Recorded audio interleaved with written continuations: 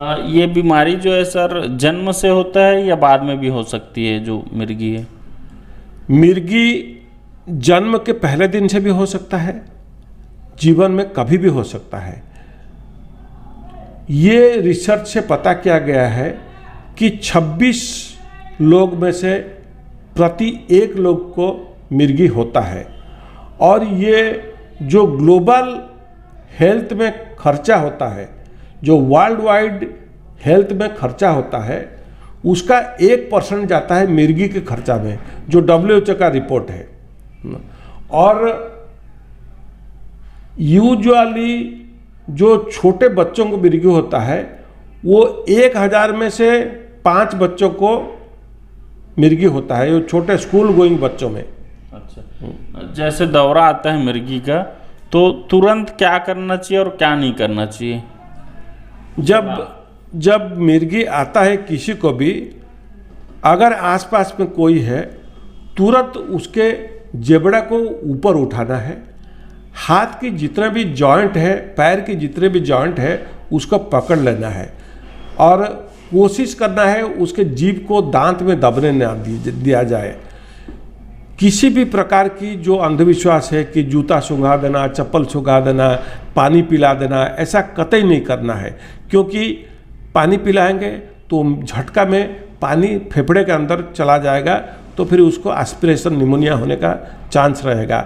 तो इसीलिए अगर किसी व्यक्ति को मिर्गी आता है, आसपास में कोई है, उसके जॉइंट को पहले पकड़ना है, जबड़े को पकड़ के ऊपर उठाना है और उसको किसी भी प्रकार से थोड़ा सा एयर उसके पास आना चाहिए, या पंखा अगर है पंखा को घुमाना चाहिए, हवा।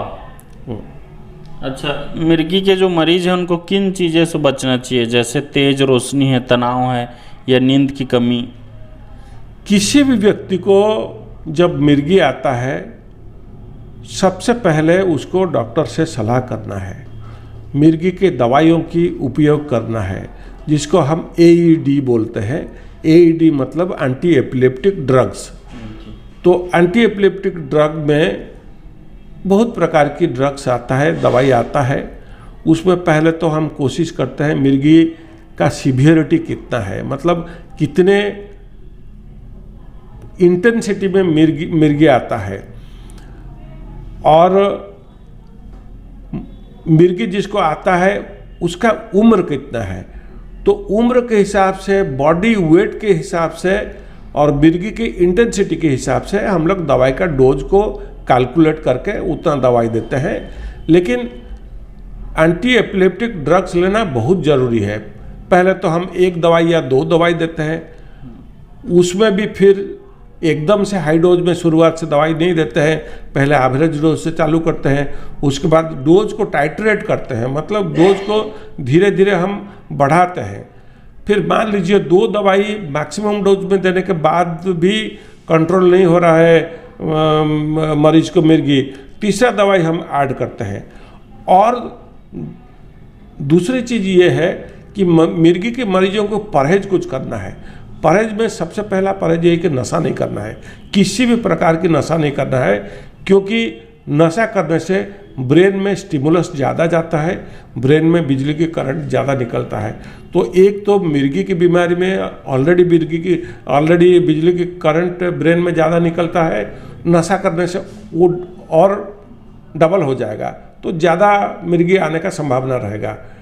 तीसरा चीज़, जिनको भी मिर्गी आता है, कोई व्रत उपवास नहीं रखना है, खाली पेट नहीं रहना है, धूप में, गर्मी में या फिर बस ट्रेन में सफ़र करना थोड़ा कम कर देना चाहिए।